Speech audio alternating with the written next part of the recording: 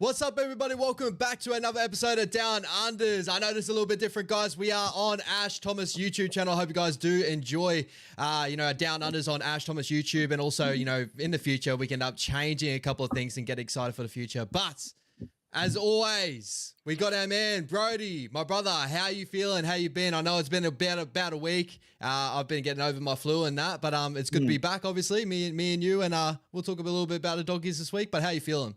Yeah, good, brother. Good. I'm a little bit disappointed. Obviously, the doggies result a fortnight ago now, but still a stellar season, brother, and can't complain.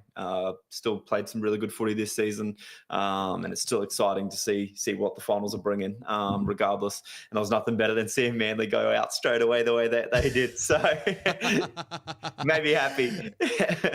It's always good, mate. As we know, the amount of Manly fans that we know and how much of a punish they usually are, it's obviously good to see Manly obviously get bounced out of the finals there, as always. Oh, 100%. I was in contact with old Madison and fuck was he whinging, eh? And it was just non-stop whinging, eh? Like every call, my phone was blowing up. I don't even know he was watching the game. He was messaging me that much. So bloody Manly supporters, you got to love them.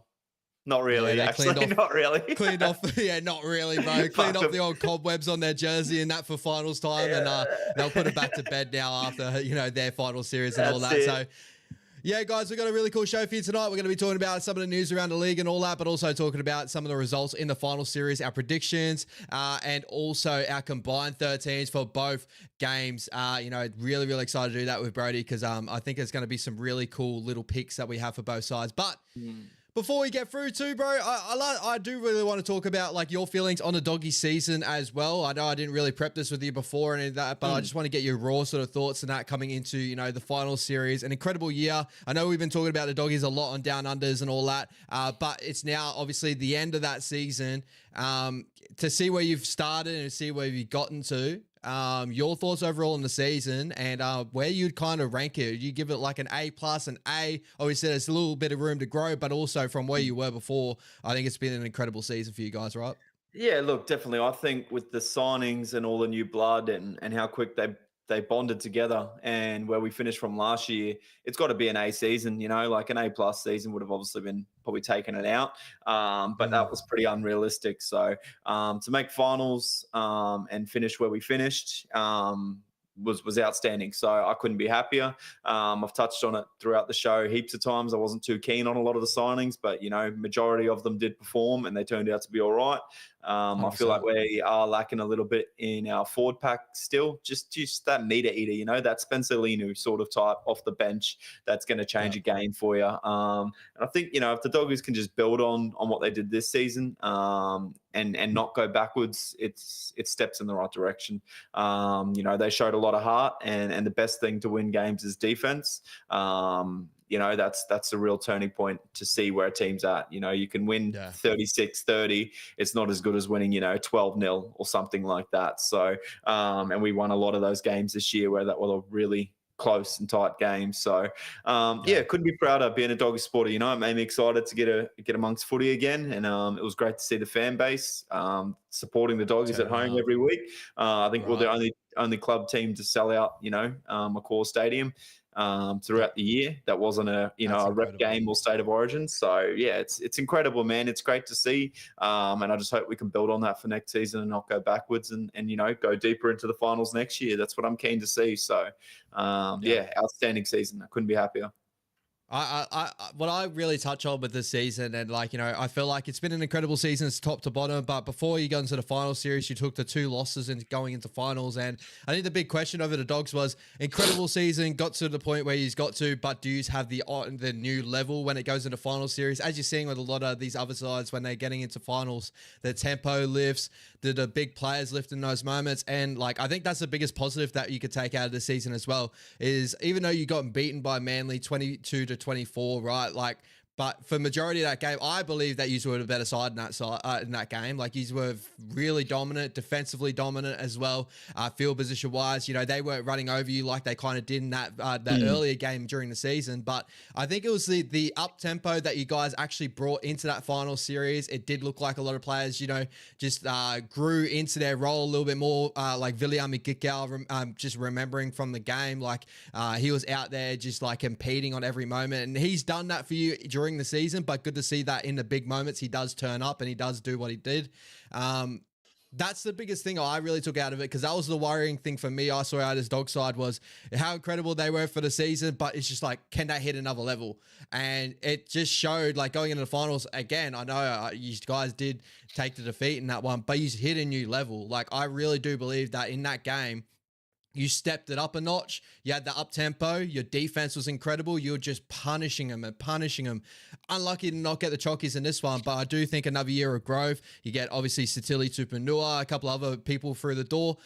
You know, you guys can just grow again to next season. I think that's the biggest thing that you can take from this season is where you got to there. You've shown you can play finals football, and then now growing onto that as well. So, like, that's a massive plus for you guys in the future.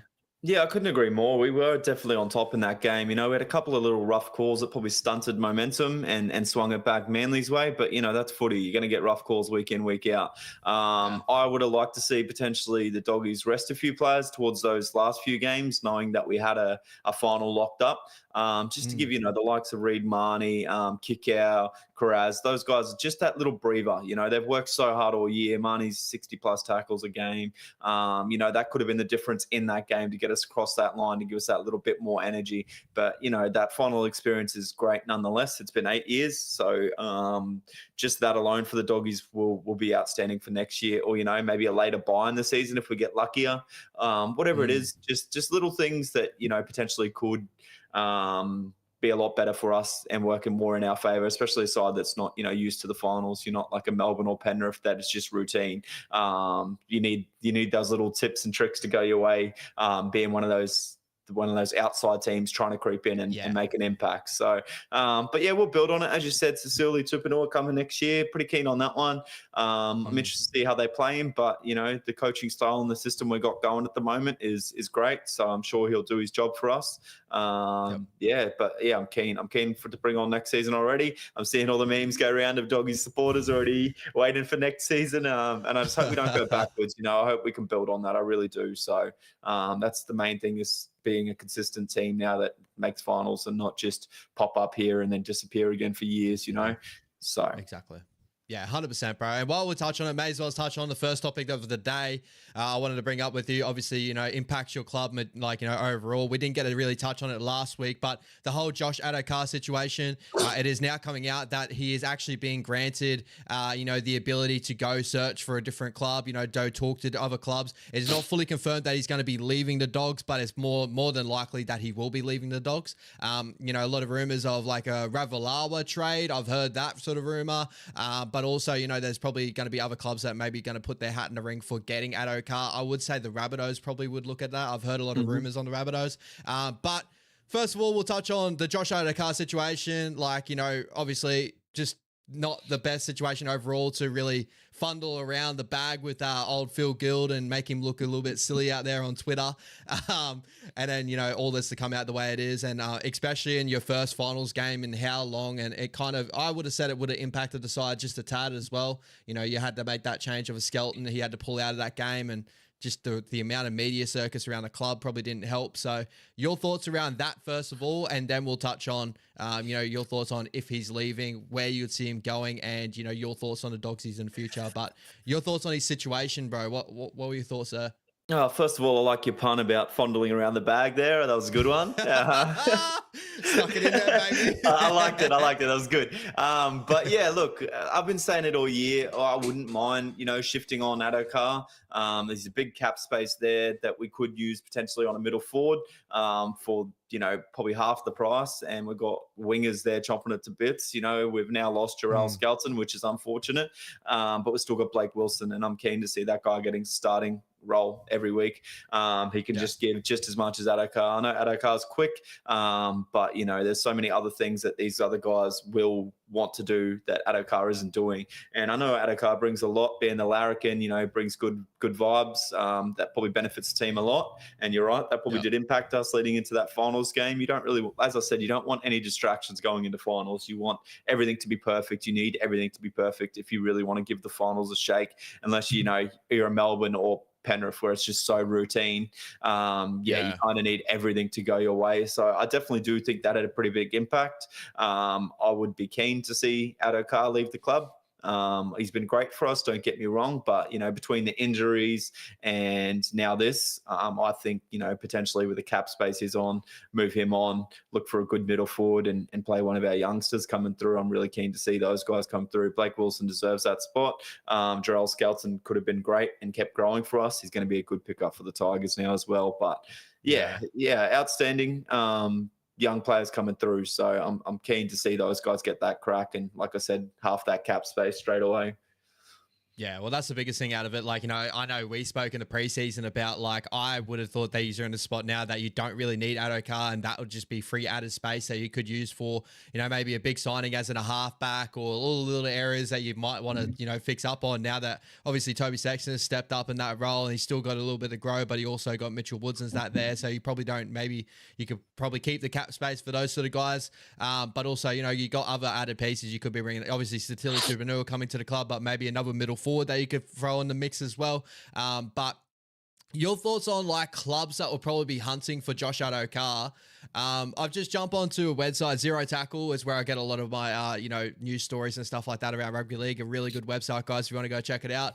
Also, but guys, before we jump in, 6 concurrent viewers at the moment. Guys, feel free to jump into the chat and let us know your thoughts and all that about every situation. If you got any questions for us, make sure you chuck them in the chat, like and subscribe to the channel as well if you're first viewing over here, if you do enjoy the content. But so the 5 teams that they've named Zero Tackle for teams maybe for Josh Adokar, to give us a little bit of a outside view.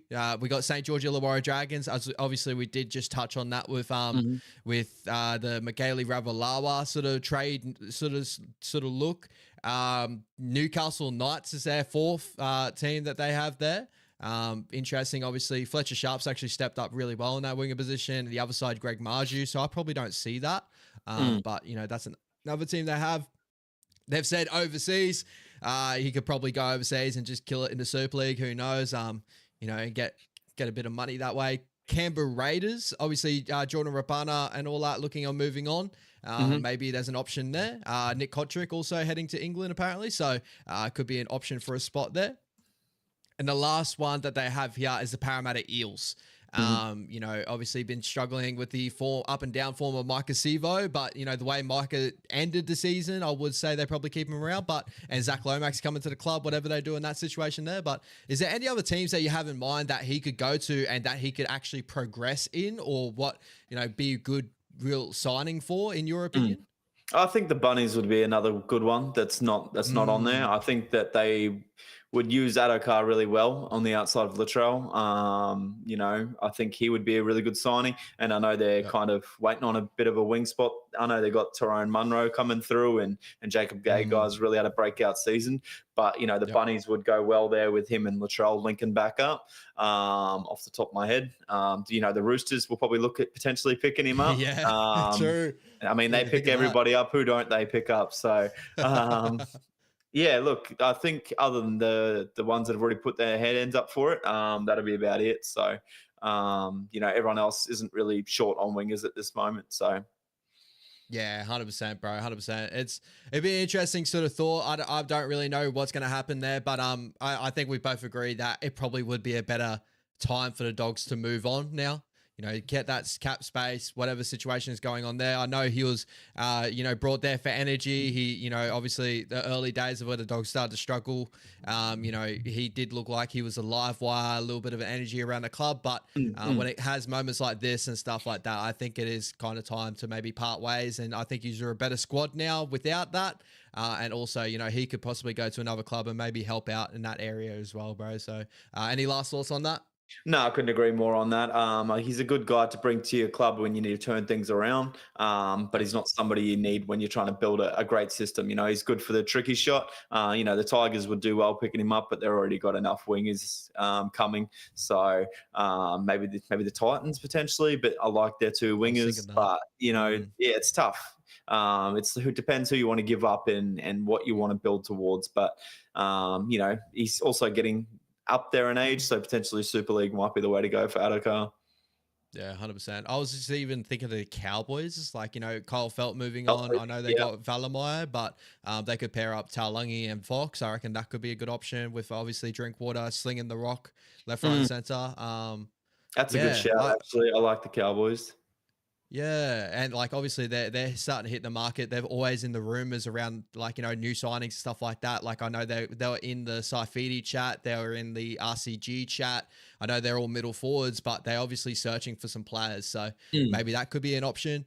There'll obviously be a lot more clubs that come to mind and that, but yeah, I still think he has a place in the game and all that, but obviously in situations like that, it's obviously a hard lesson to learn. Just be truthful. Like, you know, whether maybe he is being truthful, I'm not too sure, but like, you know, from the outside looking in, obviously it looks like that you weren't 100% truthful about the whole situation. Just come out and say that, like tell your boss that and he'll work around it. Phil Guild came out and put himself on the sword for you, thinking that you were in the right. If you told him the right way, I'm sure he would have spun it in a way that would have helped everything. But because you double cross something like that, that's why situations like this end up arising, right?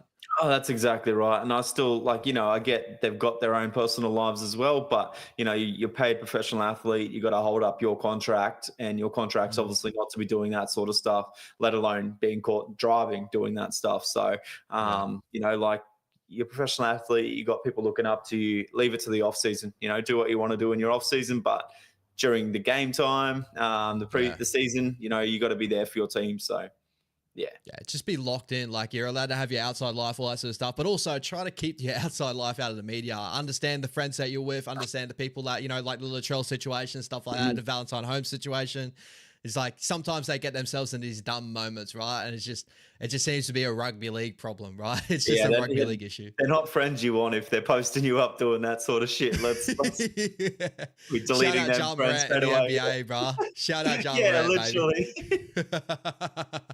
All right, moving on, brother. So obviously massive news that's going around everywhere, and I'm sure everyone will be touching on it. But Kalyn Ponga pulling out of the Kangaroos selection. Me and Brody had a brief little chat about this before going live and all that, and whether like he would have even got the shot in that that Kangaroo selection. But Fox Sports, everywhere, and NRL 360's come really hard on it, saying that looking for a banning or a suspension. Guys, if you fully understand what's going on with the banning situation, I've tried to read multiple articles and I still haven't got a grip of what they're trying to sort out, whether it's a suspension for the first couple of rounds and that. But that's a crazy thought, right? For a guy that has copped all these head knocks for all these periods too. Like you'd probably want a guy to be freshened up, ready to go. Even this season, right? He's had injuries and all that. Who's it to say he would have got that fullback jersey? But who's it to say that like he does need rest because the season was long. He got beaten up. Like suspend him for what? Right? Yeah, I don't understand why you're not allowed to pull out of that. I don't know. You know, you're allowed to say that I'm unfit and don't want to play Origin. You know, like you're allowed to pull out of that. So I don't see the harm in, you know, not wanting to play representative footy at the end of the year. Maybe you want to enjoy an off season or be like he said, he wants to just be prepared for Newcastle next year. Why is that not allowed? He's contracted by the Knights. He's not contracted to just play for Australia or has to play for Australia. And at the end of the day, I really don't think he was going to be the first or second choice of fullback, in my opinion. And that's not shitting on him. He had a great, you know, back end of the season, but you know, I still think Dylan Edwards and Teddy are your first two selections. He maybe would have been in the camp, but yeah, I think I don't understand the banning. I really don't. So if somebody can explain that, go hard, because that is the stupidest ruling. Well, see, I'm jumping on to, I'll switch it over to our little web thing. So I jumped over to the Wide World of Sports, .com, and looking at just like how they're summarizing everything. So Kangaroos legend Bob McCarthy says red line should be put through Kalyn Ponga name for future Kiwi for Kangaroo matches. And again, like if you got to pull yourself out, I can understand that being a certain thing, but I'm sure I've seen around, and shout out the ads that always pop up here, huh? Was it, like, I'm sure I heard that they wanted to ban him for the start of the season or something like that. And when I heard that sort of chat, I was like, how does that affect the Knights? Like, this situation, it shouldn't be brought up like it is. Like, for me, number one, we'll talk about a little bit more about the international game and that it should be put to the pedestal for me. And I would love to see players all try to turn up and play overall and choose that. But also, we're looking at a guy, again, like I want to bring context to it. We're looking at a guy that's dealt with concussion issues. Even this season, he's had some injury issues. If he wants to rest his body through the offseason for a player that's probably not going to be the first choice fullback overall, I don't understand. I understand it's Kalen Ponga, and that's why it's a news story. But to ban him overall, I don't agree with that. No, I think that's far-fetched. That's like saying, all right, Tom Trbojevic, you played 80 minutes for Manly on the weekend against the Roosters. I know you're playing with a busted AC joint. I expect you to be ready for Australia. Like, yeah, are they going to do the same to him if he says, nah, like, I'm not available for selection? Oh, but you played the last game and you didn't pull up with injury. So, like, are they going to pull the same shit on him or on Reece Walsh? For probably not wanting to play either because the injuries he's dealt with. Like, it doesn't make any sense that we're going to do this to our players when really they're going to perform for us next time we select them anyway. So, like, how's that making them want to play international footy? It doesn't make any sense. And I feel like the selectors will do the right thing by Kalen Ponga and just come out and say, oh, no, we weren't going to select him anyway, just to try and get him off the hook since they're trying to, you know, write up all these news articles and get him in shit. So exactly, bro. And Levon's brought up a really good point. Shout out to Levon on Wise Up TV, guys. Guys, also go check out Wise Up TV. Go subscribe to the Wise Up TV. All the content we'll be bringing to that in the future. But it's also the Kangaroos' fault for devalue the jersey that guys don't want to play for through injury for the jersey. So it's like similar as I was saying before, and this brings up a whole different argument too, which I even brought up last night on Wise Up TV in our live stream, that I do wish that the international game was prioritized a little bit more than most others. That's where I feel like the game will grow to where, like, let's say, I'll put it this way, like, Nathan Cleary would always be judged on his state of origin form and not international form. When we're talking like him getting Hall of Fame, him being the GOAT, that sort of situation, it wouldn't matter what he does in that Kangaroos jersey. If he wins a World Cup and all that, it's kind of like, yeah, I guess because we are so the top of the game in that area, right?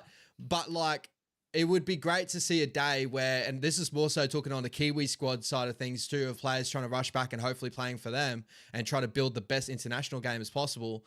Like, I feel like that we should value that jersey a lot more and try to bring eyes to that jersey so players do want to play for that as much as they can without pulling out. I want to say that, but also with this situation too, like we're looking at a guy that has had injury. He pulled out the maroon jersey as well. So these are, they're two slightly different arguments, but also I feel like it's good to bring up that other argument of, I do wish the international game was put more on a pedestal where you'll probably see these guys actually want to play, or you know, for Kangaroos at the end of the season and prove themselves on that stage, right? I feel like it should go there one day, but that's just my thought overall. What's your thought on that, bro? The international game in general. Yeah, I completely agree. But as you said, there's such a huge gap at the moment. You know what I mean? Like, we could pick our fifth string fullback and still be so dominant in Australia. When you look at the guys you got to choose from in Edwards, Teddy, Turbo, Walsh, Ponga, there's 5 straight away. You still got Pappenhaus and Latrell. That's 7. You know what I mean? We could pick any one of those guys and it probably won't change the result that Australia's going to potentially win majority of the games. So I don't blame Kalen Ponga for saying, look, I'm not 100%. I'm going to sit out. Pick one of those other 6 guys and you're going to get the same result. You know what I mean? Like, it's and I'm sure if it came to the point where there was none of those guys available, or you're missing other big key pieces, like you didn't have a great halfback to choose or anything like that, he would probably go, you know what, I'll play through it or whatever. But I think he already knows that he's not getting selected. I don't blame him for wanting to turn the Knights around. As you said, he's a guy that suffered through injury for his whole career, especially the last 3 years in particular. I don't blame it at all. But yes, you're right, 100%. International game should grow and could grow. But unfortunately, it's never going to be what soccer is with the international game, with just how far we are in front of every other country. There's a lot of countries that still don't really, they're not experts in NRL, in rugby league at all. So it's England, New Zealand. You know, Samoa's made a little bit of a improvement, and Australia. So other than that, you don't get much. You know, like France and stuff like that. They don't really put together a good league team. So yeah, it is what it is. It's not going to be union or soccer, unfortunately. And you know, it could be years upon years until we get to that. Yeah, and I hope there is a push to that. And I do believe that, like, for me, scheduling restructure, maybe having a lesser, like, let's say, you know, I do believe the NRL season is a little bit too long, in my opinion. Like, you do feel a little bit of fatigue, you know, especially while doing content on it for, like, how long of the season. You get towards the end of the season, you got, like, 27 rounds, end up 24 rounds for each side.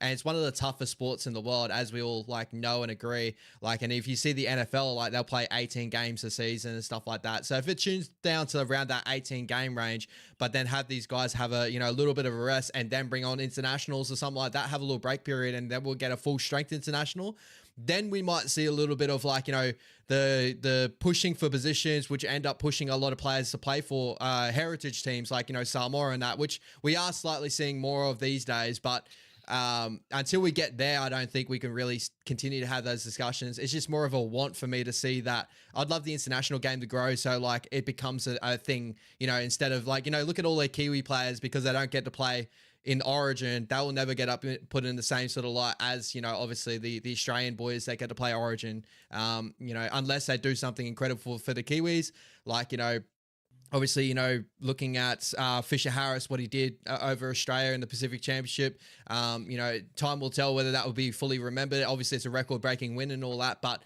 you know, comparatively to, let's say, maybe Nathan Cleary, you know, sweeping the Queensland Maroons, that always get rated probably higher than what Fisher Harris did with the Kiwis, right? 100%. So, like, that's sort of my argument on that. But again, when we're talking about Kalen Ponga's situation, I agree with you. He's probably the third choice that we have at the moment, and that's going on, like, what I reckon Mel would select. Like, I think if Dylan Edwards is all good with his knee injury, right, I think we both agree we would have Dylan Edwards in there at the moment. Second would be Teddy, because he's the incumbent, and I don't think he'll drop completely out of the squad. Then you'd start looking at KP.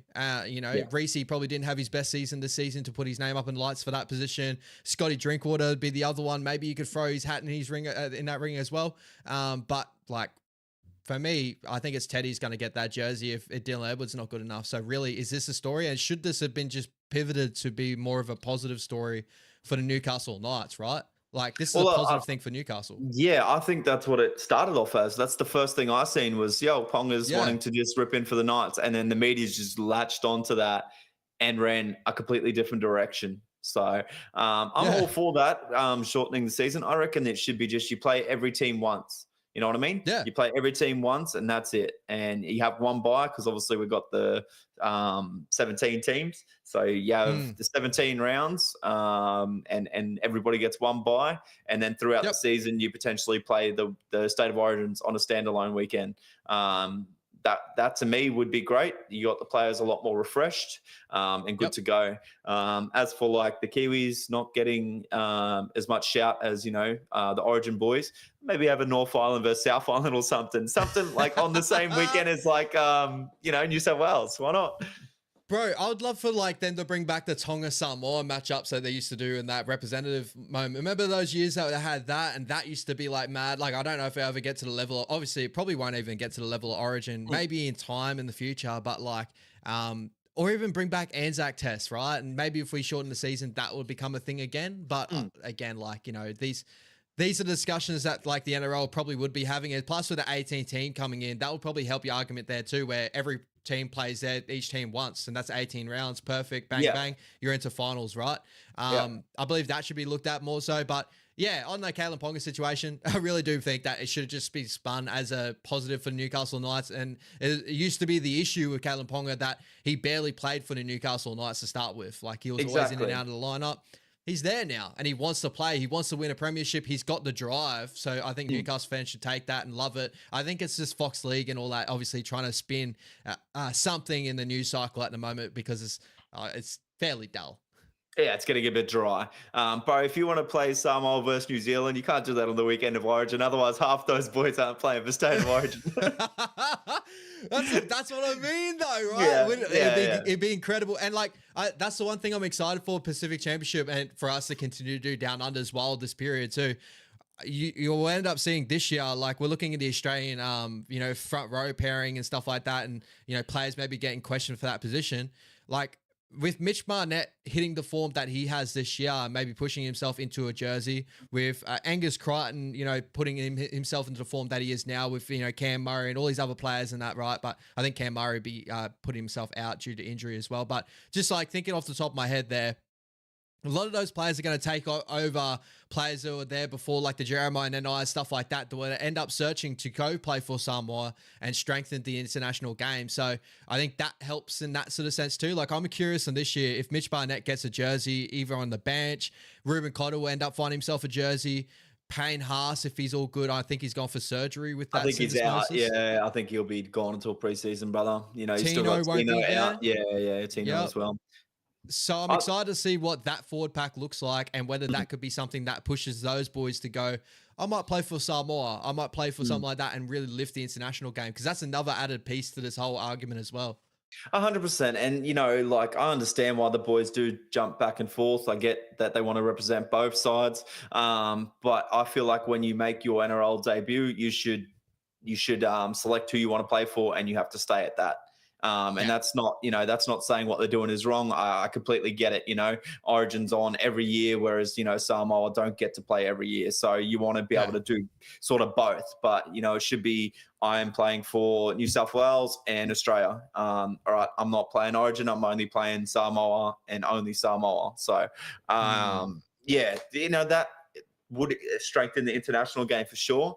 And it'll give more people cracks at playing representative footy, like Josh King for Melbourne. I think he's got a good chance of front row, but depending on who says, I'm going to play for Australia or I'm going to play for Samoa, might be his, if he's getting in or not, you know what I mean? So yeah, exactly right, bro. And, that's something definitely we'll see in the future. But yeah, as I said before, I'm so excited for the Pacific Championships coming up in the, in the near future, talking to you about it, seeing the teams that are out there on paper and seeing the certain names that could be put in there and could actually steal that jersey for the future and push other players out into their other heritage jerseys and that, and really strengthen the game in the international side of things. And I think in we're looking at the lower grades, like I was just looking at now, there is a Fiji side that's in the SG ball and the development system, the flag systems and stuff like that these teams get to play in New South Wales Cup. The Fiji, what do they call them? The whitetails and silktails, sorry.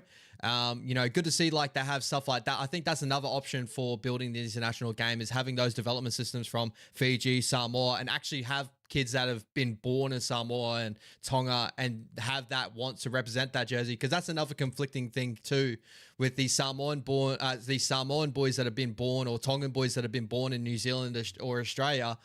Like, they have a bit more connection with Australia and New Zealand sometimes than what they do actually their motherland, their heritage land, right? So that's another thing that will grow the game, is probably a little bit more leagues and stuff that are going to get grown over in other, countries and that for the future. So that's another way to look at it as well. 100%. I reckon that'll be beneficial for the game going forth.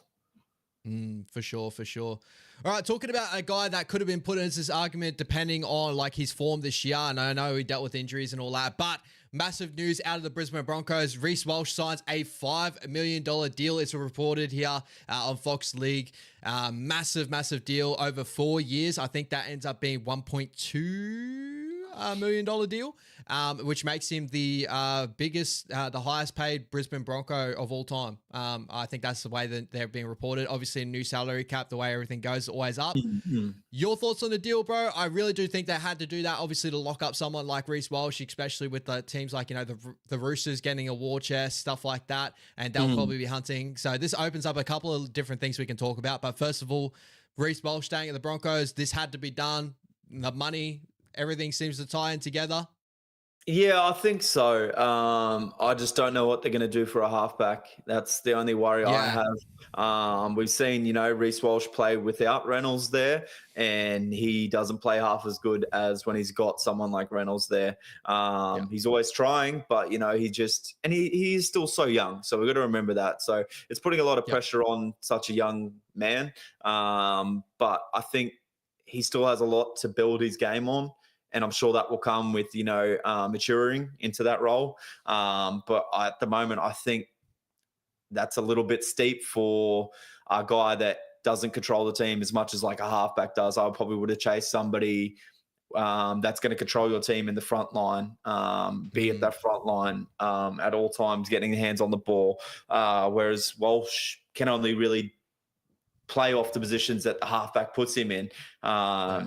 He's not really the same influence as Kalen Ponga has on the Knights at the moment. He's not the full main man getting his hands on the ball as much as I would like to see. If you're paying someone Yep. like 1.2 million, you expect him to be the main man touching the ball 3-4 times a set. You're not seeing that quite yet out of Reece Walsh, but as I did say, he is so young and he's got so much to learn. Yeah. But I think it is a smart decision by the Broncos to lock him up. I think I just would have personally liked to see a little bit more control from his game before offering big money like that. But what else are you going to do? If you don't do it, you're going to lose him. I just don't know where the Broncos are going to go with a halfback, and I don't think it's going to be a Lockyer situation where he moves into the halves. So, yeah.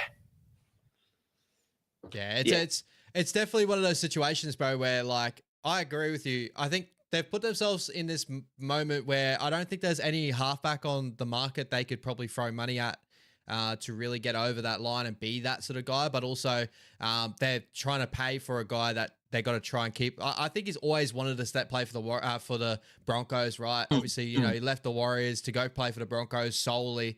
And I don't think he would have left, but like, when you got clubs like, obviously the Roosters and all that coming to the market and looking at you and going, well, we can give you probably the same, right? They could probably give him 1.2s and also a life after football. The Broncos can do that as well, but the Roosters have been well known that they can pinch a lot of guys off you. So I think they did that just to lock him in as much as they could. But I do agree, like he's still so young. He's still got so much to prove. And he definitely has still got the grow to actually fill out that being a $1.2 million player. But, from what we've seen so far, I do think that he can get to that level. I think the only thing can hold him back is obviously probably, I say, an ego or let's say injuries, right? Like, if he rests on his laurels a little bit or injuries start to come into his game. But this also, again, you kind of touched on a little bit on the players they could be missing out on, but also there's two players that have yet to re-sign with the Broncos, with Selwyn Cobbo and Katoni Staggs, and looking at maybe one of those two moving on. Again, I touched on the Roosters coming to the market with the war chest. Like, first of all, do you see the Broncos losing one of those two? I think it's pretty inevitable they will. But also, who would you rather keep out of those two players there? Oh, that's tough. I've always said that one of them were going to be going to the Roosters. I knew that as soon as they were both off market, that the Roosters would snag one of them. And I always thought it was going to be Selwyn Cobbo, but I'm leaning more towards the fact that it might be Staggs now. He's a New South Wales boy. He'll probably head back home. And join the Roosters. I think Selwyn Cobbo's probably the bigger name, and normally the Roosters get the bigger name. But I think it'll be the best thing for Staggs' game as well, with the way that the Roosters use their centres, and he'll be a good signing to cover, losing Suoli'i and Manu. I think Staggs would be the better fit for the Roosters, and I think he's probably more worth the money at centre. I still think Selwyn Cobbo is not a centre. He's not showing me centre material. I think he's better on the wing. So if I was the Broncos, I'd be trying to re-sign Staggs out of those two, but I think that's who the Roosters might grab. And I think we'll see Cobbo stay at the Broncos. And a cool little question here from GT. Appreciate you coming over here on my channel too, my brother. Obviously, a Wise Up TV member. Would Walsh be any good at halfback? I think Walsh has the skill sets to be able to do something. I don't know if he'll suit halfback though. I think his game always is in let's say full speed, right? He doesn't have different tempos to his game just yet. I feel like he's either 100 out of the gate or he's pulled it all the way back. Where a good halfback, as you would know, is a guy that can dictate tempo really, really well. You can turn it on when you need to. You can play in those half beats, or you could also turn it down. And I think Reynolds does that really well. Again, I think his kicking game's good. I think his passing game's good. A lot of those skill sets that are able to be a good halfback, but defense in the line's an issue, and also like just tempo. Would you agree with that? Yeah, I think he's lacking control to be a halfback. He would make a good 5'8", like a type of Luke Metcalf, can play off the cuff, brings a lot of flair, can create something out of nothing. But for control and really getting to points on the field and turning the tides, I don't think he has that ability at halfback yet. I think he's more of that X factor, better fullback suited at this stage of his career. That's not to say he can't get there. Again, he's only early 20s, a couple of years. Yeah. He could mature into a halfback, but I think he's still better suited at fullback, and you don't really want him making tackles in that front line. But, you could potentially see him move to 5'8" down the line. Yeah. As I said, Ash did say he's got a good kicking game. I agree. He does a fair bit of the kicking for the Broncos when Reynolds isn't there. But, I think that'd be more suited for Ezra Mann to learn that sort of role and move into that halfback role. Do you think Ezra has that in him to do that? Nah. He's also that X factor, plays off the cuff. When things are going well, Ezra will look like the best player on the field. But when it's that arm wrestle and you need someone to turn to control the game, he goes missing. And it showed the whole year that Adam Reynolds was missing. I agree. So they're definitely looking for a halfback. And there's also a little bit of news that I've just been seeing, just popping up in notifications, that they're in the race for hopefully Braden Trindle. The Sharkies are definitely front running. They should be re-signing Braden Trindle from all news. He's been down at the Sharkies since his inception. Obviously coming away from the Caboolture Snakes, shout out Snakies, shout out Caboolture. But the Broncos apparently looking at maybe chasing him, and he's really good mates with Katoni Staggs from what they hear. So maybe that could sway the way of Katoni maybe staying. But anyway, would that be an option you reckon they should be chasing? I don't know how much money they can throw at him and really get him around, but do you reckon that Trindle could be a guy that could help them out in that area? Or do you think Trindle is still premature in rugby league at the moment, having some hot and cold moments? Like, your thoughts there? Oh, look, him and Atkinson have been probably better than Hines this year, and that's not going to kick a guy ways down. But with that said, Trindle, he plays very off the cuff, off the front foot footy as well. He's not your typical control half. No. So, but he does love to get his hands on the ball. He's a bit of a Sam Walker type. So I think he could be the man for the Broncos. And like you said, he's from these ways. So, but if I was the Broncos, I would potentially be chasing, I don't know how long Nico Hines on contract for, but if they re-sign Braden Trindle for bigger money and Nico Hines has to find himself without a club, Nico Hines would do really well at the Broncos, especially with guys like Ezra Mann and Reece Walsh there. I think he would be much more suited to there. He played a bit of footy at the Sunshine Coast Falcons, so maybe he's looking to come these ways. But I think he might have too many mates in Sydney as well. So, look, Braden Trindle could be the man. If not, if I was the Broncos, I'd be chasing Sam Walker. I think he would be a really good fit for the Broncos as well. And he's probably, one of the better younger halves on the market, or nearly on the market. So, that's who I'll be looking at. And, Dan Atkinson might even get a shout for a contract by somebody. He's going to be without a club, and he's proven himself for Cronulla. So he beat the Melbourne Storm. Was it twice, didn't he, this year with no other halfback? Like that's no crazy feat. Like that's a crazy feat in itself. Another name, obviously, Kobe Black is a young development halfback that there's barely any talk about anymore, but definitely a key piece that can be waiting on. He's still probably about a couple of years off though.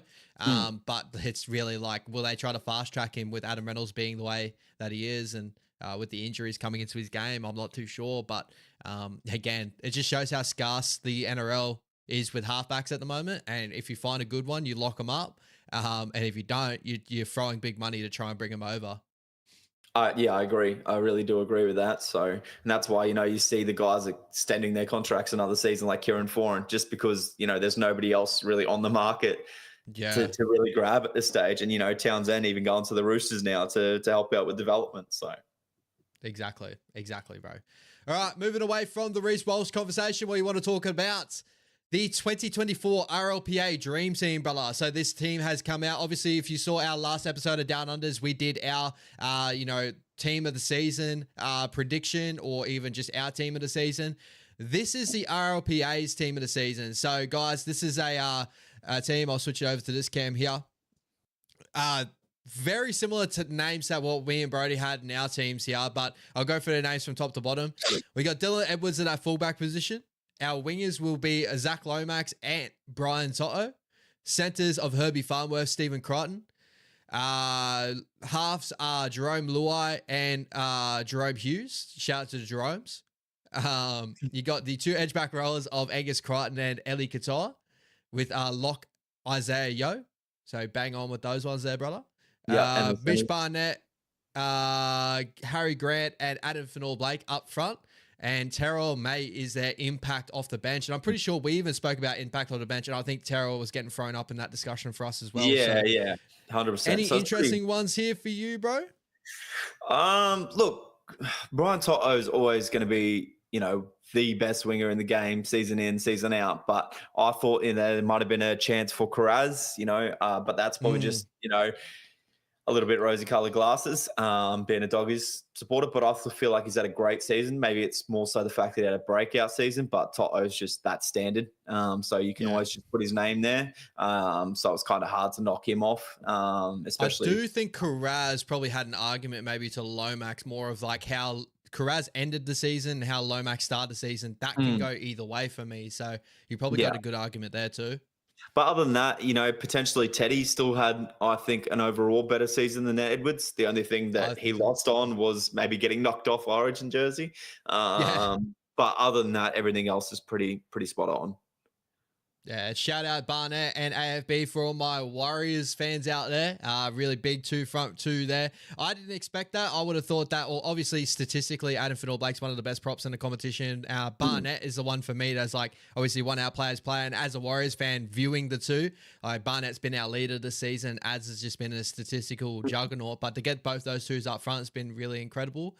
But everything else there, bro, is pretty much what we hit the nail on the head with, right? I don't think there's, other than Harry Grant getting that hooker jersey there for that dream team, I would have thrown up Blake Brayley. Who did you bring up on the team of the season? Yeah, so Brayley and Reed Marnie, I thought. Reed Marnie. Again, it's, Harry Grant's the best hooker in the game, but again, I didn't think the last leading into finals, actually, he started to find his best form. But, earlier in the season, I didn't think he had much of an impact on the Melbourne Storm. I thought it was mainly Hughes.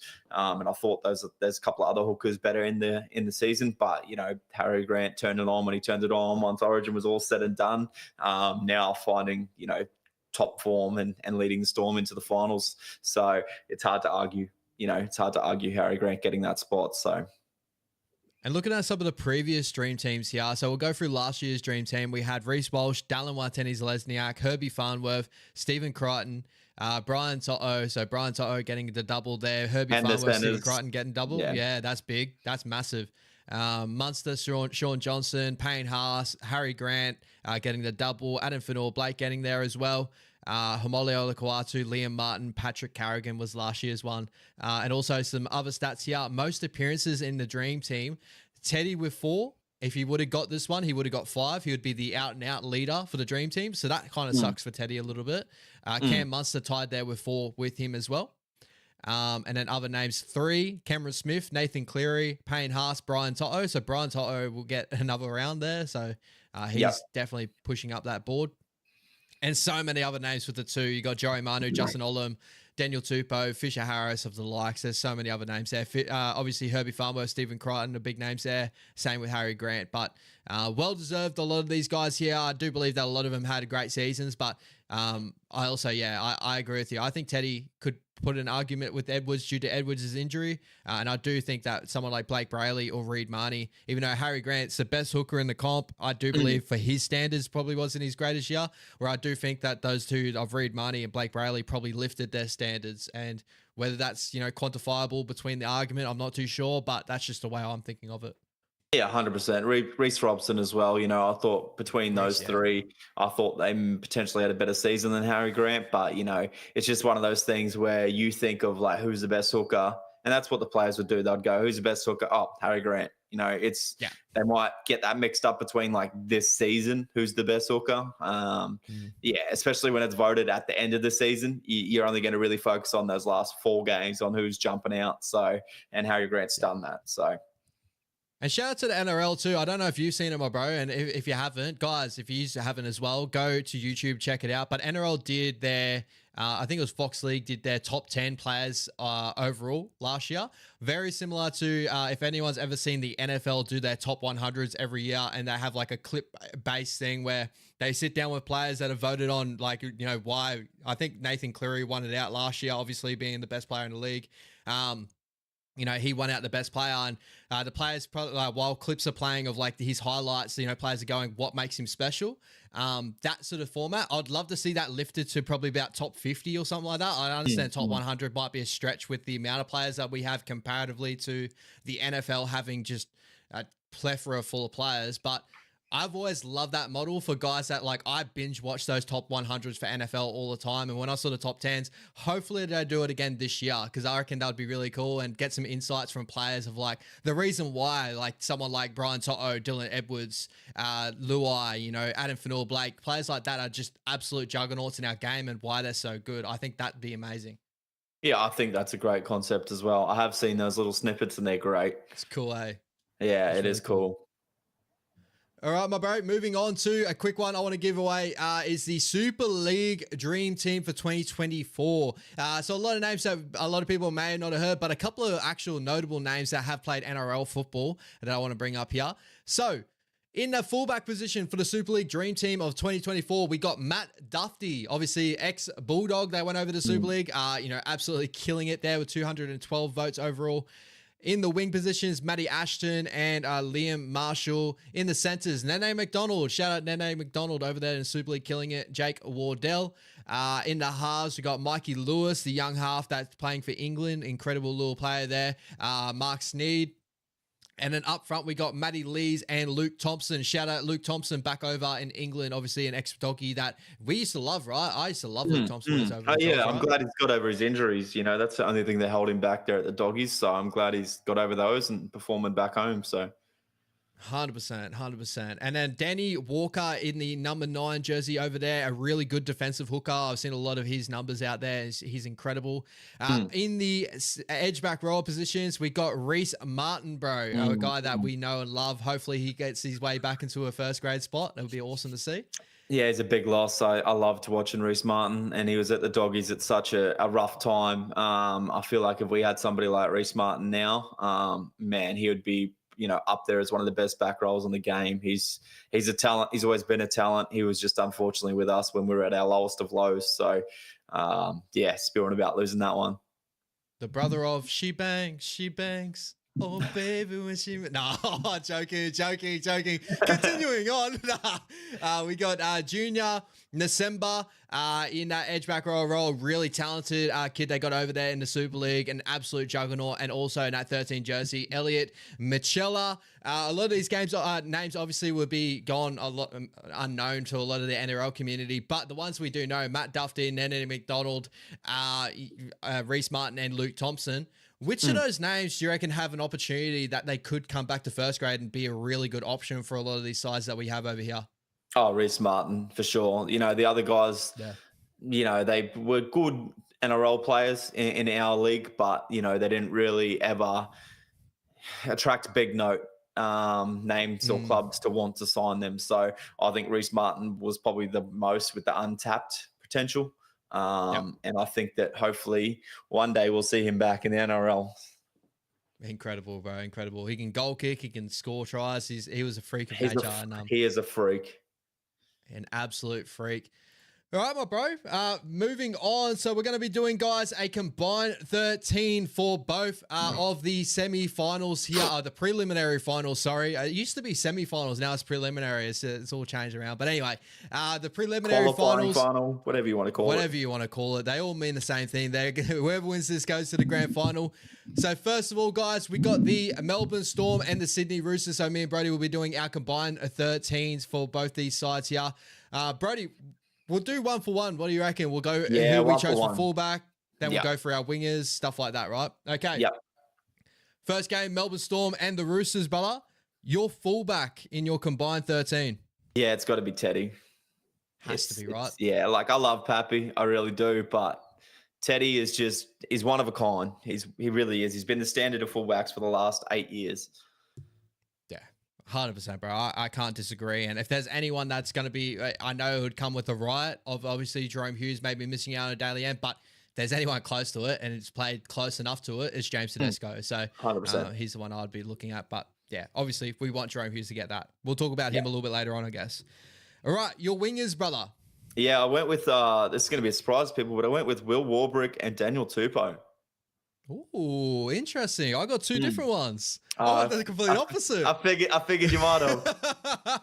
Yeah, bro. I went the complete opposite. We got Xavier Coates and we got Dominic Young for me. I was close on bringing Daniel Tupou in, but I was looking at more so of like maybe his age, coming more so to his end of his career. But he's still a solid winger in that position that could do numbers. So I definitely agree there. But Warbrick over Coates, your thoughts there? Yeah, injuries mainly. And Warbrick's really just finding another gear. He does like all the meterage, and that's what I kind of went for was, their work ethic as a whole. Tupou does so much more work than Dom Young does. Dom Young literally just looks pretty and is fast, and Coates is great. That was a tough one for me, but I really rate Will Warbrick, and especially how much his game's improved this year. But yeah, his work rate, his tackle busting ability and finishing ability. Whereas, I feel like tackle busting isn't Coates' biggest strong suit or the meters out of the back end. So that's why I leant towards more so Will Warbrick. Yeah, I can definitely see that argument. For me, the reason why I went Xavier, in that argument, I think that the finishing ability of Xavier, just him in the air, those sort of moments. I think defensively, he's been really, really solid. I think Will Warbrick's grown in that area for sure. But I think out of the two, I think Xavier's really shown out defensively. He's been top of his game, and hearing like players like Shandor Earl call out that he's probably one of the best defensive wingers up there with Brian Toto in the competition. Starting to notice a little bit of his movements. I think he's up there too. For me with Dominic Young, is more of the fact of like, if I'm looking at playing with the team there and like getting him in outside space, I know it's shut the game over. He scored a try, right? But there's definitely some good arguments to have maybe Will Warbrick or Daniel Tupou over them being more of those conservative types.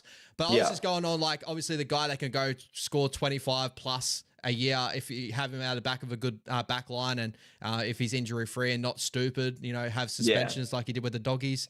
I reckon he's up there for it. But any four of those wingers on the back of a good back line should score 25 tries a season, though. So. yeah, you got a good argument there.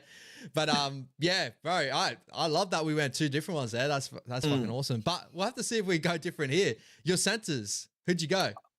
Yeah, call me crazy, but I went Joey Manu and Jack Howarth.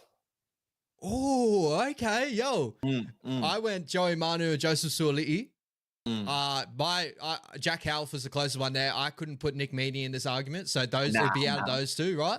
Yeah. Your reasons for Jack Howarth? He's shown so much in such little time, and I know it's the Melbourne system, and your job is so simple in the Melbourne system, but it shouldn't be any different in the Roosters system. I feel like, to me, Suoli'i is a little bit overrated, and that's hard to say because I know he's only 20 or 21. Yeah. But yeah, for me, he's living more so off his name. He doesn't, fill the stat sheet week in, week out. He's not a bad player, don't get me wrong, but I just love what I see from Jack Howarth. He hasn't stepped a foot wrong since coming into the NRL. So, I really like what I see in Jack Howarth, and I would roll with him over Suoli'i at the moment. So, So we were talking about internationals last night with the Kiwis, and I think obviously RTS going to Samoa, pledging for Samoa, and a couple of options for their backline and center. I think there was news that like the boys were saying in the chat that Jack Howarth wasn't going to play for the Kiwis, or was going to turn down the Kiwis and try to like keep an Origin sort of spot ready for play for the Maroons, because he was obviously play for Maroons in the under-20s. But if you were the Kiwis, Jack Howarth should be in those options, right, for your center positions coming into the Pacific Championship, right? I know he may not to, but if you were able to, you'd put him in that center position next to Matt Tomoko, or even have him up at that position. Oh, 100%. If you light on, for sure. If not, he should definitely be in the camp if he was eligible for the Kiwis. And I love the shout out in the chat. Nick Meaney is definitely underrated, but, these guys, there's a couple of better options there. Nick Meaney's not a bad player at all, especially since going to Melbourne. But yeah, Jack Howarth, I reckon Kiwi contention for sure. If he puts his hand up, I reckon he's got a spot there. Yeah, I think my only argument against Nick Meaney is like I would say defensively, I'd say Joseph Sully, Jack Howarth. I know they have not the great. Well, Jack Howarth's actually not too bad defensively, and Joseph Sully has moments in it where he's not too bad either. Some of his reads can be off, but defensively 1-on-1 he can be actually fairly solid. Shout out Reece Walsh, but Nick Meaney. Like has those moments where he can just be like, I feel like with the Roosters coming into this weekend, I think that's going to be the point they're going to try to attack, is down that edge with Nick Meaney. And I think it's their sorest point with the Melbourne Storm. And that's the reason why I didn't have him in this argument. The reason why I didn't have Jack Howarth is like, I still think he's still very fresh. He has the ability to, obviously certainly leaving the rugby league, and that argument could have been a little bit bigger in the future. But I just had the moment like seeing Sully get an Origin jersey, an Origin berth, and what he did for Samoa at fullback. Center's probably not his fully preferred position, but I just think that Jack Howarth still so fresh. But I agree that his work rate, his skill set, what he did towards the end of this year has proven himself to be in the argument with him and Sully. That's why I didn't have Nick Meaney in that argument, but I can definitely see that. All right, moving on to our halves, bro. This, I thinking unanimous. What do you reckon? Easy dub, Munster and Hughes. Yeah, easy. All right, sweet. Don't really need to touch on too much. Jerome Hughes, again, we've touched on it enough. We do believe he should be Daily M Player of the Year, but we'll have to see how that plays out later on. The interesting one, this is one that I was throwing up different names for, but I've nailed down two that I like, and I think we might be on the same track. Who's your front row pairing? I don't think we will be. I went Lindsay Collins and Josh King. Oh, bro. Yeah, you went the same? I like that. I went the same. I won't focus. I went the same. I went Lindsay Collins, Josh King. What's your reasoning? Just workhorses, bro. Hargraves, don't get me wrong, battling ram. Nelson, battling ram. But they can't do it for big minutes. They both got penalties in them. Both got errors in them. Whereas, Lindsay Collins and Josh King are just guys that are going to do the job for you. They're going to show up for 80 minutes if they need to show up for 80 minutes. And that's my whole rating around those guys. I really rate Josh King. I think he's so underrated. And I said, I really think he'll get an Australian jersey this year. And Lindsay Collins, he will be an Australian jersey. He was in a Queensland jersey, and he's the man in a Queensland jersey. Give that man an Australian jersey. So I totally agree, bro. And I'll reiterate your points as well. The reason why I didn't go Jared was I feel like Jared's more so towards the end of his career. Same sort of argument I had with Daniel Tupou when I had that argument early on. I was thinking about this team as I'm going to build this team right now, fresh and ready to go. I believe those guys right now have the skill set that's just above them, and not going off past history. Now, I think, Jared's history is there with it. Nelson, for me, is Nelson's such a good impact player when he wants to be out there and wants to impact the game. When he's not in there, I do think that he can be a passenger in times where, even at times defensively, he can get found out where if he's not on. That's why I like Lindsay Collins and Josh King. Their work rate through the middle just skyrockets. Their movement through the middle, their defensive tie-in is just top notch. And that's the reason why I went those two as well. I thought they were definitely the option. Number 9's pretty much a given, right? Yeah, Harry Grant. It's pretty straightforward. Edge back rower. I would say these are givens. Where are you going here? Yeah, they're the two best back rows in the game this season. They'll take out the positions for sure. Yep. Angus Crichton, Ellie Katoa get our edge back rower roles. And number 13, brother, who'd you go 13? I went Connor Watson as my 13. Oh, I like that shout. I didn't even think of that. Yeah. Reasoning. Look, I like the small lock forward. You know, they're more Yeah. agile, they're flexible to move to hooker. You know, that bit of line speed in defense, the ball playing option. I love all those views. You know, like Radley is good. He's a good hitman. I really like Trent Liero this year and what he's been doing. And then, you know, I could have put in, you know, Christian Wells up into that lock role. I could have put Terrell May into that lock role, just as another big body. Spencer Linu I could have put up front, and Josh King the lock. I had so many different things, but I really just like how the Doggies used Bailey Haywood, and I really like Connor Watson in that 13 role, the games he has played for the Roosters in that 13 role. So that's my reasoning for it. Bro. And those were the main positions I was kind of fighting back and forth with. Was definitely our props. I would say our wingers and stuff. I thought they were going to go a lot of different ways because there was the different options there. But the 13, I went Victor Radley. I'm also just looking at, like, you know, defensively, I know what he's going to bring in the middle. All that, like, I know the attack has been stunted this year with the Roosters, and the reason why he moved to edge back row, and that kind of opened up Sammy Walker's attack. But before that, when we had Victor Radley playing, you know, fresh and, like, you know, ready to go, he was a really good option in the middle with his passing game as well. Is a really good key piece to his game. I would just edge him over Trent Liero, but Trent Liero has actually opened my eyes a lot up to him this year. I didn't see any of this out of Trent Liero when I first saw him. I thought he'd be one of those toilers that, you know, Melbourne probably get as best they can out of him, which they probably are right now. But I don't know. Now I'm starting to look at him as like, well, maybe he will be around the Maroon squad a little bit more in the future. You're starting to see a little bit more out of him now. So he could be definitely thrown up there. But I love your Connor Watson shout. I didn't even think of moving Connor Watson to that 13. That's what I do, brother. That's what I do, brother. Nah, good one there, bro. There's a lot of good options there. We'll move over to the Penrith Panthers and the Sharkies, my bro. Yeah. So this fullback. This is a tight one, isn't it? Yeah. Yeah, I'm gonna say it now. I reckon this combined Panthers Sharks team will beat that combined Roosters Storm team. You reckon? All right, it'd be a good fucking game. It'd be a good game. I'd love to watch it, but yeah, I think I'll give the nod just to the Panthers Sharks. That's actually a really tough game. We'll go through it. It's a really good game. Yep, let's go. All right, fullback. So Dylan Edwards. Will Kennedy. Nah, joking. Don't do him like that. I love Will Kennedy.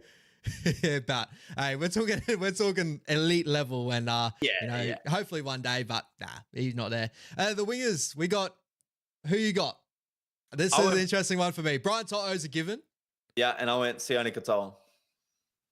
You went Sione Katoa. I went Ronaldo Mulitalo. I like Sione, but your option there. Why? I think he's better than Mulitalo. I think Mulitalo's living off the name as well. He has games where you don't even know if he's out on the bloody field. Whereas Sione Katoa, his work rate out of the back end is so underrated. His finishing ability is just as good, if not better than Mulitalo's. You know, the only thing that Ronaldo does a little bit better than Sione is, you know, passing back on the inside or a flick pass or a kick chase. Other than that, I think Sione is so underrated in this matchup, and I think he actually is the better winger out of the two. He's the one I would keep if I had to lose one of them. Oh, see, I'm 50. I love them both. I think so. For me, when we were talking overrated, underrated, I think Sione Katoa is underrated, right? I think he's underrated out of the duo there. I think that's like a lot closer of a fight than what people actually think it actually is. Like Ronaldo's name definitely elevates him because he's obviously the Kiwis winger that they have currently right now. But I just love Ronaldo's energy. I love that he's competitive all the way through, and Sione's got that, but I've also seen moments also where Sione doesn't have that as well, right? And then we're seeing like stat for stat, Sione's probably got more of the work rate, but I would say that like the tackle break ability, the line break ability has all come the way of statistically of Ronaldo Mulitalo this year. Both of them are great options.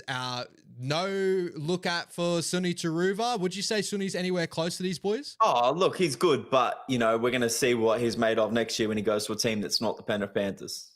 Yeah. So I just think he wouldn't. No, like the other three to me are leagues ahead. Are the better ones. And this is what I'm really excited for too, because I'm really excited to see what your centre pairing is. So what's your centre pairing? I went with Jesse Ramian and Iro. I went with both Shark centers. Same, bro. I was like, obviously before this, obviously the Panthers backline's been noted to be one of the best backline, all that, you know, their work rate, all that. But doing this team, we can make good arguments for Ramian and Iro. Why would you go Ramian, Iro over Tungo or Alamonte? Consistency, defense, Yeah. work rate, all of it. Alamonte's Agreed. been great since he's gone to the Panthers, but Isaac Tungo has really let me down the last 2 years. And I'm really just off him. I think he's so poor defensively.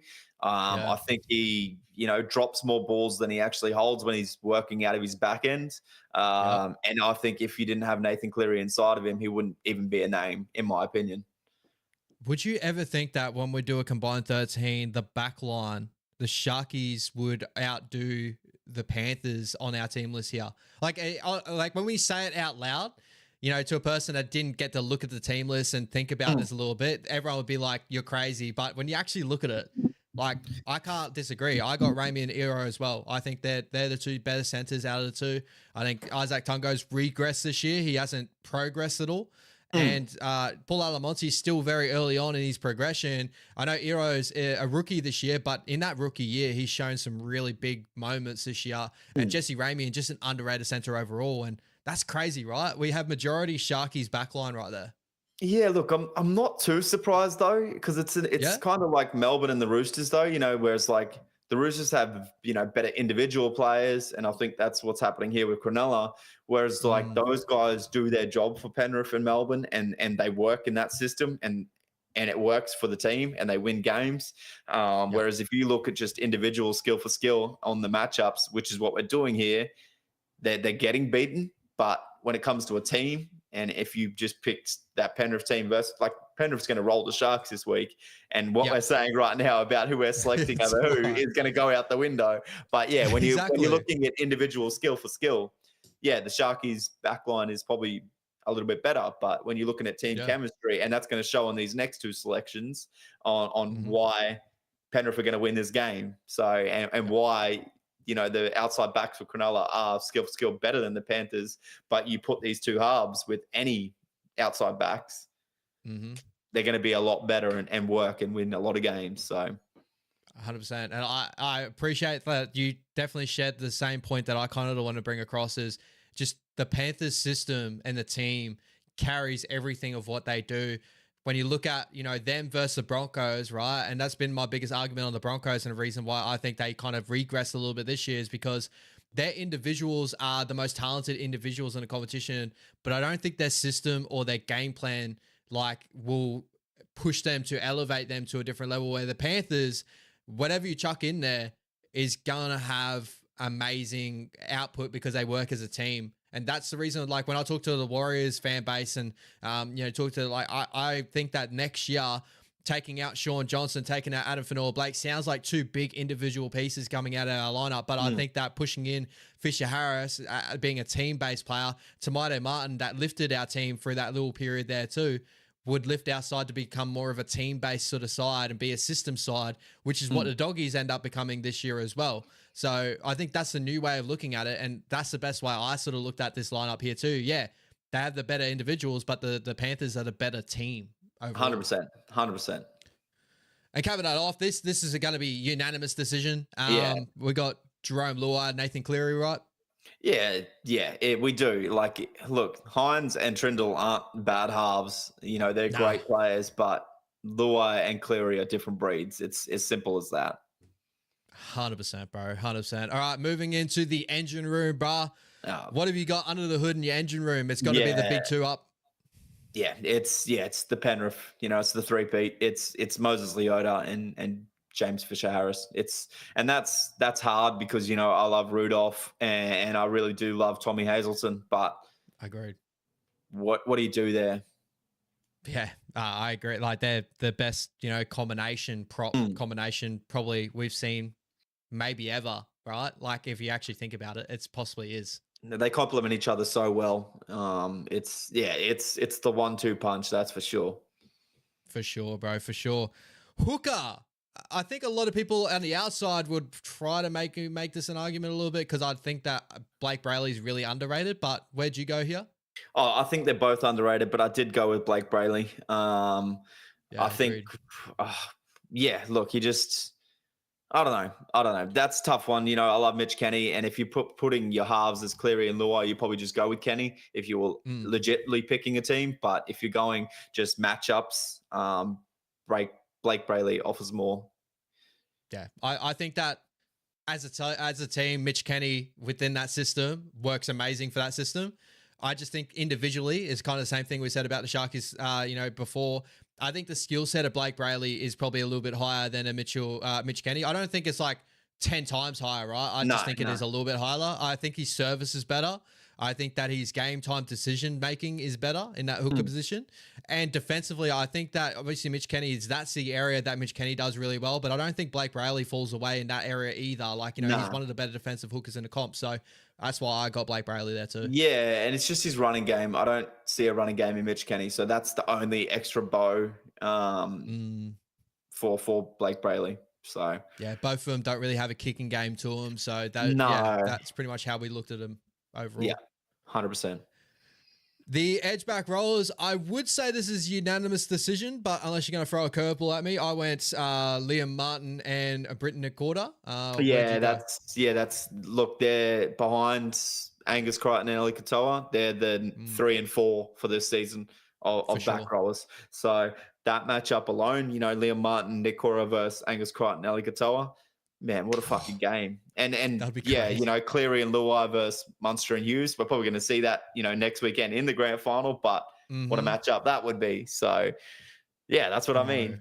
These Pick teams. the spot. Where do you, as a halfback, where do you go? You got defensive killers outside of you. Like, I'd say out of all of them, you probably would want to more so pick Eli Katoa just on history. But I think Ellie's grown in that part of the game. Like, either way, you're going to get crunched. So, like, look, it's not a fun time to be a halfback with one of those back rolls coming at you. It's crazy, man. And then number 13, I think this is a unanimous decision as well. Isaiah Yeo has to be there, right? Yeah. Cam McInnes is great, but Isaiah Yeo, I think he's going for his 4th lock of the year in a row, something crazy like that. So, and it's not an easy field to get that over. So, post up in the comments. What team do you reckon will win out of those two teams combined? I'm gonna lean towards the Panthers and the Sharks combined team. Just, and that's very close to me. And the only reason I'm gonna give that nod is because of the Yeo and the Cleary. Those two players. I can see probably the difference being there, right? Like when we're looking at the Roosters Storm side of things, our 13's probably more so like Connor Watson. He plays there, but he can play in the 9, play in multiple positions. You put Victor Radley in there, probably stunts a little bit of the attack a little bit. Where you got Isaiah Yeo, Nathan Cleary is a well-oiled machine that's just like continues to chug over again and again and again. Up front, you got Fish and Leota, that combination in the middle. Like, that's hard to beat, even though I love Collins and Josh King. And I think, they're just like workmanlike, but like Fish and that have been doing it for days. And then, I give Manu a bit of a advantage in the centers, but, the wingers, I give the advantage back to the Sharks and the Panthers. So I don't know, maybe somebody get up there, live, Rugby League Live on PlayStation, put these two teams together for us and tell us what the scoreline is. Somebody... None of that huffing and puffing sort of bullshit. You see those ones, obviously, where your team gets beat in the finals and those supposed to be like 100-0 ones, just all huffing and puffing in the mic. No. Let's just select the teams and just leave it simulate and just see who comes out on top out of these two combined teams. Bro, we're going to push for a new fucking game. Get us on a new game, bro. Like, Blue Ant, whatever the fuck. Do something, please. All you got to do is start. Like, everyone knows that in life. All you got to do is give it a crack and, you'll grow to become something. Fucking give it a crack. Get a new game. I still think the best rugby league game is honestly the one that was on Wii, on the Wii. Bro. I think that was still the best rugby league game we've gotten. I used to jam the shit out of that. My other one, I used to love Live 2. That was on PlayStation 3. I thought, like, out of everything, I used to jam but Rugby League 3, when you used to, like, the old, you just pass it around. When I'd pump you up. Oh, bro, let's not talk about it. How dare they run the doggy side with fucking Brett Morris, Josh Morris, and then give them like 99 tackle break ability everywhere, right? Like it's just, it makes no sense. Josh Morris is just, that's a disgrace. No, it's not. It's really not. Bro, I'm out here running game plans and that. Brody's out here just shifting it to the edges and that, looking like Manly, 2024 Manly. That's what he's looking like out here. All right, my brother, moving on. We'll touch on the NRLW. The NRLW, we're not going to do a combined NRLW team, but we'll touch on the NRLW grand final predictions and winner. Obviously, their season has gone into the finals, bro. Your thoughts overall on the sides that you've seen so far and who looks like the ones that are going to take it out? Obviously, the first matchups this weekend, Broncos, Sharks, Roosters, Knights are the teams who are playing out for this one. Who are you liking out all those sides? I didn't know that they only do 1 week of finals and then into grand final. So what is the point of finishing first? That makes no sense. No point. Like, you don't get a second chance or anything. So I think the winner for me of the whole comp will be out of that Knights Roosters game. Whoever wins that game is going to win the comp, in my opinion. The Broncos have come along really nicely. They did start really slow on the weekend just gone, and they did have a comeback from behind victory. But I feel like if they give that much of a lead to a team like the Knights or the Roosters, they're not going to run them down. They're playing the Dragons, and the Dragons got out to a 2 or 3 try lead, and then the Broncos brung it back. Cronulla, for me, have gone. They just look like a shell of themselves from the season that they started. The Knights aren't what they were in previous years, and there's really good odds on the Knights this weekend to beat the Roosters. I'm very surprised by that, considering they've got finals experience. Upton's playing. They got everybody playing. So that one's a weird one. So if you're keen to have a little bit of a punt, chuck the Knights on, potentially 1-12. But yeah, for me, I've got, the Knights or the Roosters taking out this grand final comp this year. I think they'll be playing the Broncos. I don't see Cronulla winning. How about yourself? What do you feel about that? Yeah, touching on these first sides here, the Broncos and the Sharkies, I would probably sway the way the Broncos, looking at their team overall, like Haley Maddock and Tonegano. I'll edge it to Tonegano, but I think Haley Maddock's had a really underrated season this season for the Broncos. You look at your backline, Julia Robertson, Hafunga, it's a stacked side. But then you look at the Sharkies too, Tiana Benatani. And Brittle's really, really nice. Some really good halves there. Ali Brigginshaw and Brogdon versus Taylor Preston, a really good half there for the Sharkies and Hanaway. I think I agree with you. Coming towards the end of the season, the Sharks had, fallen out of form. They picked up some pretty disappointing losses. They lost to the Tigers too. And they've lost the last 3. They're lucky to hold on to the final spot. So, yeah, very confusing on what's going on there, considering they haven't been hit by big injuries either. So they've just kind of slipped off the cliff. Yeah, I think that Mele Hafunga, I think she's going to be up against Penatani. I reckon that matchup's going to be elite this weekend. But I got the Broncos going through, and then, it's out of the Roosters and Knights. I'm edging the Knights in this one. I think the Roosters have been, up and down in moments this year. They have got Jess Surgis back into the lineup here. Taryn Aiken comes back, so that's 2 big names. Jasmine Strange, really good centre there. Isabel Kelly, absolute freak of nature. So, Strange will probably go to the wing. You'll probably see Surges back in there. Sam Brebner. But you're looking at this Knights outfit, as we just touched on, you're looking at finals experience just top to bottom. Tamika Upton is like the spearhead to that, especially with the Southwell girls there too. I think I'm going to edge the Knights, and I think the Knights are going to go back to back, right? I think it's 3 years in a row now for them, from memory. So, and their head coach is the one coming to the New Zealand Warriors. So, bring over your premierships to the Warriors, baby. Got to celebrate something today, brother. You got to celebrate something, bro. When a team's not doing well, jump on the W. I thought it was crazy that the Knights are at those odds. I'm going to crunch that over the weekend. I'm going to build 100%. a couple of my multis around that. That $3 something is beautiful. Get some Gallagher in there. Tamika Upton, probably Willing dealing at the back. Jessie Southwell, if she's got a points margin, play on that. Shout out to Albert Jones signing with the Warriors too, and love her in that edge back role. Amber Hall looks really strong. Did you see the highlight over the weekend? Amber Hall just crashing over. I think she's pledged for Samoa for the women, so watch out for her. Really good strong body on that edge back rower. for the Roosters, but I got the Knights, and I think the finals experience is a big one for me that we just touched on, bro. But yeah, go destroy the Knights at $2.35. You're going to hopefully double your money there. And what are they at to actually win the overall comp? Do you know? They would be the third favorite looking at those odds.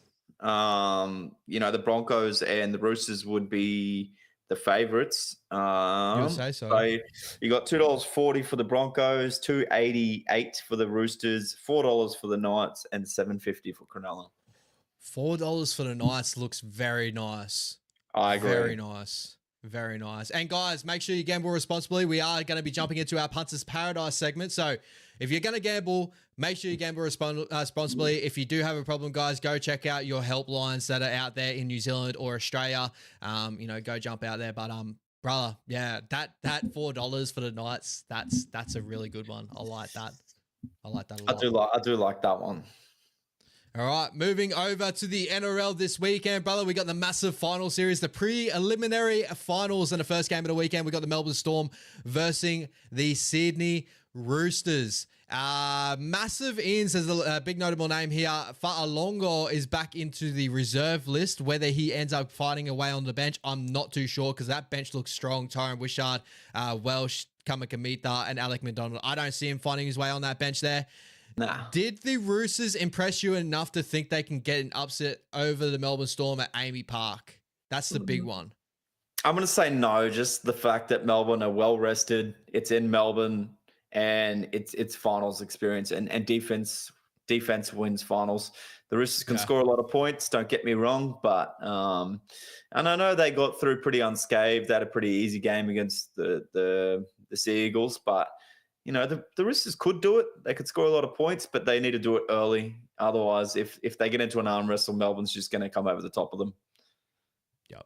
No, I definitely agree there. Do you see the $3.60 being a little bit of a better market? If you're looking at both the finals, because I do believe both of them should be Melbourne, Penrith going through, and I don't want to jinx it. Obviously, said it way too early because we're going to be touching on it later. But do you think the $3.60 is probably the best market out of both games? I don't see the Sharkies getting over the top. 100%. I think the Roosters have more of a chance to win than the Sharks do. Yep.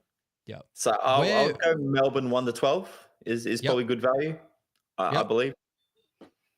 Yep, I like that. Any try scorers that you'd be looking at coming to this weekend? Yeah. So a little multi I chucked together was Will Warbrick and Dom Young anytime. And I went Joseph Sauli'i 4 points scored and Nick Meaney 8 points scored. Yeah, Joseph's the goal kicker too, right? And he hits it pretty cleanly. Yeah. I like that. Yeah, I'm going to go Melbourne. I think Melbourne probably get this done 13 plus. I think that's probably going to be the most likely sort of avenue, the way it's going to go. And I would probably look at Xavier Coates. I love to see what he's probably having there. And also Ellie Katoa to score. I think Ellie's going to be in for a big one. I think Angus Crichton on his edge, that's going to be an amazing matchup. So I'm excited to see that. Maybe I would sway more so to Sean Bloor than Ellie Katoa. Hey, Sean Bloor is a sneaky try scorer this week because Sully does have a pretty bad defensive read in him. So I like that, talking through. Yep, sweet. We're going to run with that. Shout out to the Melbourne Storm. We think Melbourne Storm going through. Next game of the weekend. We got the Penrith Panthers versus Cronulla Sharks, and this is at Accor Stadium. Not too many changes with both these team lists here. Obviously, it's finals time now, so not too many injuries coming into this one. I'm going to ask you a very similar question to the last one. Did you see anything out of the Sharkies last week to make you think they're going to test or really make the Panthers work for this one? Nah, look, they got the monkey off their back last week, and that's a win for their season. I think they played their grand final. That was their grand final, was to win a finals game. So I dare say the Panthers will destroy them this week. And my multi for this one is probably better than, I like this multi better than that last one. I struggled in that last one to piece together a good multi, but this one I believe will hit. So it's 550. I went Brian Toto and Dylan Edwards anytime try scorers. Panthers head to head. And I went either Saroni Taruva or Sione Katoa to score anytime. Ooh, I like that. For $5. $5.50, yep. 550. Yeah, I might have a play on that. I got a little bit of bonus bets I got to chuck out there this weekend from not getting up on the NFL. Yeah, bro, I completely agree with you. I think the Sharkies probably, I think the Cowboys probably didn't play their like they weren't, their finishing ability, the Cowboys over the weekend probably wasn't to the highest standard. I think the Sharkies did amazing. The Sharkies did really well, obviously moving through, but both those sides were going to make it, a struggle against the Panthers here. Like the Panthers are going to be dominating whichever side. Would you have the argument, and I've heard this brought up before, do you think if the Cowboys made it through, do you reckon the Cowboys would have gave it a better crack than the Sharkies? No. You don't? No. The Cowboys have a solid record against the Penrith Panthers. Yeah, but the finals time, in right? finals, it means nothing, and if you can't beat Cronulla in the finals, and I know that, records do have some sort of thing to do with it, but come finals, I think that Penrith team's won 10 straight final games I seen the other day. Yeah, it's crazy, right? The last finals game they lost was to Melbourne in the grand final, and that was 4 years ago. And I know we'll be touching on it next week. Obviously, guys, we both picked the Penrith Panthers as a matchup. I'll bring it back to this normal screen here, but we will be talking more next week. But have you had any sort of changes to your belief on who's going to take it out overall? I think when we did the prediction, did we get through the first game? Yeah, I think we watched both Melbourne and Penrith Panthers dominate. Yeah. Is there any changes there for you looking at both of them? Do you think the Penrith Panthers still? I think you still had Penrith, right? Yeah, no. You're still 50-50? It's tough, bro. I think Melbourne might do it this year. I think they'll be hungrier for it, that's no slouch that the Panthers haven't been there, done that, but maybe they might get a little complacent and Melbourne might be that little bit hungry. And Bellamy, well, the last time they lost a grand final was to Melbourne. Yep, it was. Yeah, so they 2020. Yeah, so Melbourne's the last team to beat them in a grand final.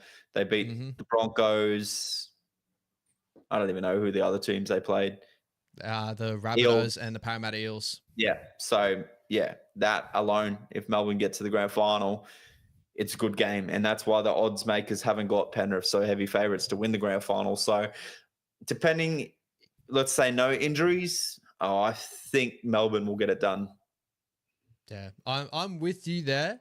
And my arguments to that would be, I think Penrith are incredible, and Penrith are just chugging along, doing what they're doing.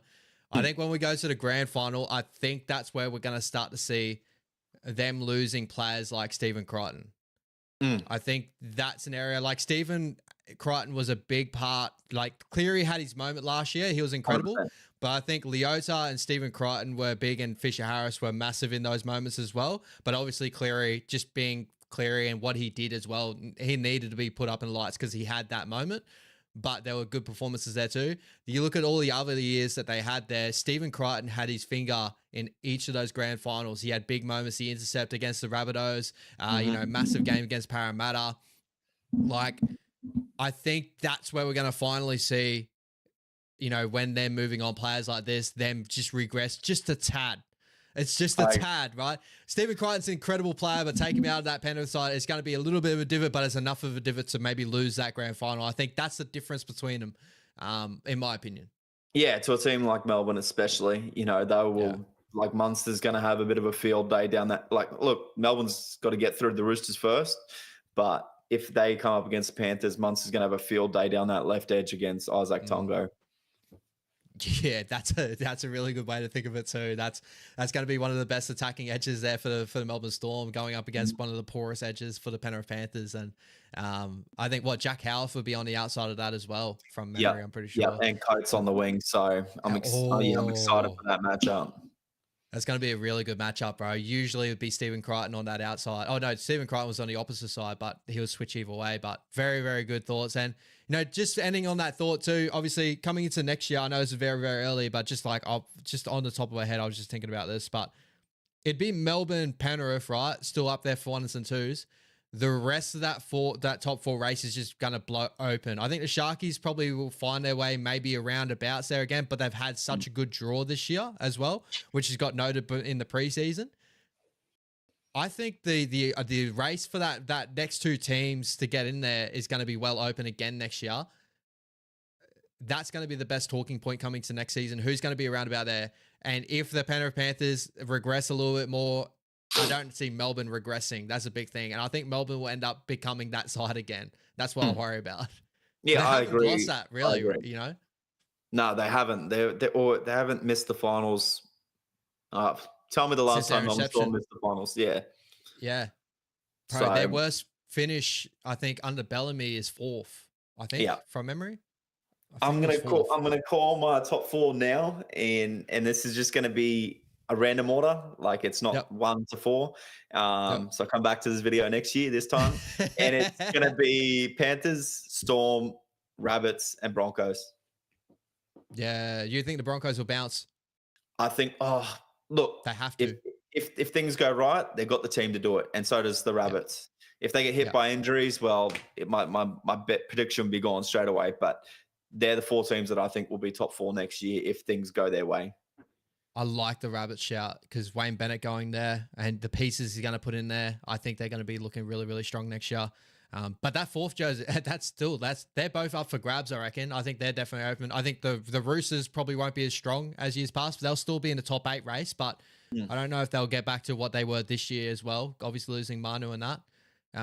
Looking at all the other sides, it's pretty well open. Like your doggies, if you continue to progress, like you're about there, like, you know, there's a lot of really good sides in this competition that can jump in that race. And I think that middle pack next year is a middle pack from top 4 down. I think that's going to be a really cool race next year. I agree. I think the Roosters slide to the bottom 8, like not bottom 8, sorry, like bottom of the 8. Yeah, bottom of the 8 is the better way to put it. The Sharks probably could grab that 4th jersey, especially with ads coming, and they're not really losing too much. But yeah, the Roosters are losing too much for me. The Cowboys are losing too much for me to be top 4. And then, there's nobody else really gaining or losing, so they'll kind of roughly stay where they are. Yeah, it'd be a fight for that 8, and hopefully the Warriors will get there, and hopefully your doggies will get there, and both our teams will be in final series next year. Maybe even the Titans. Shout out Lockie if Lockie's in the chat. Hopefully the Titans get back up there in there too. But yeah, guys, that's another episode of Down Unders. If you got any other bets for the weekend, my brother? Sneaky one, bro. I put this on last week before the Lions got into the finals, but I had it multied with something. I had it multied with the Dolphins to win their grand final, and they didn't. But I had Lockie Neal. He was paying $15 before the weekend. Now he's down to 8. But with that said, let's still go with Lockie Neal and Harry Grant both to take out man of the matches in the grand finals. That's a really early one for Harry Grant. He's sitting at 11.50 right now. I expect that to drop a lot if the Melbourne Storm get through the grand final this week. But yeah, what's Munster at? I think the 4 favorites are Edwards and Cleary, obviously, Hughes and Munster. So yeah, it's $5.25 for Cleary, $6.50 for Hughes, $10 for Munster, $10 for Edwards, $11.50 for Harry Grant, and another sneaky one actually is Isaiah Yeo at $13.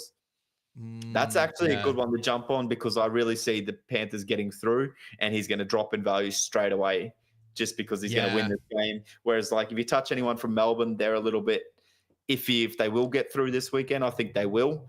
But if they don't, and then Teddy as well, could be a sneaky one if you've got a $5 laying around. He's paying $17 at the moment. If he gets through, that'll get halved.